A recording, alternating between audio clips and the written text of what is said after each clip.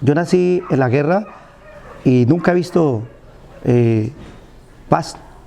Mi papá murió, mi mamá murió y ellos no vieron esa situación de paz y queremos que nuestros hijos vean algún día una nueva Colombia, ¿sí? Los que más hemos sufrido en la guerra somos nosotros los campesinos, nosotros los del pueblo excluido.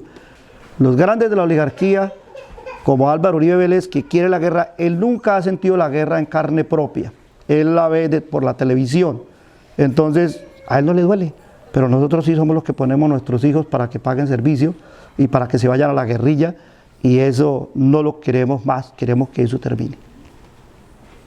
Tenemos una zona de reserva campesina en un 70% de adelanto, y creo que no muy lejano el tiempo vamos a hacer la audiencia pública el 9 de septiembre, vamos a hacer la audiencia pública, que son los logros que ha hecho el pueblo campesino con los paros, y ahorita el paro de la minga agraria campesina dio lugar a que el presidente o los funcionarios versados en ese tema le dieran viabilidad a lo de las zonas de reserva campesina, y la de nosotros uno, la zona de reserva campesina Lozada Guayabero, para que se nos titulen nuestras tierras en una forma global. Las tierras de Colombia están en manos de unos pocos, y esos pocos no las quieren soltar.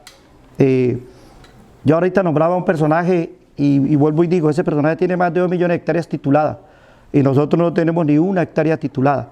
Entonces ese personaje no va a soltar las hectáreas porque ya le tiene una figura jurídica, y a nosotros sí nos quiere quitar las 2 hectáreas que tenemos. Entonces eso va a ser complejo, pero yo sé que va a venir algo bueno para nosotros los campesinos. En estos momentos nos sentimos un poco preocupados por las declaraciones irresponsables del alcalde de San Vicente del Caguán, diciendo que los líderes de la asociación Ascalge tienen afines con la guerrilla. Empezaron a aparecer escritos dentro de nuestra región, escritos alusivos a la AUC, a la Autodefensa Unida de Colombia. Ha dejado un sabor muy amargo en Colombia, donde han habido AUC, ha habido ruinas, muerte. Eso nos llenó de terror.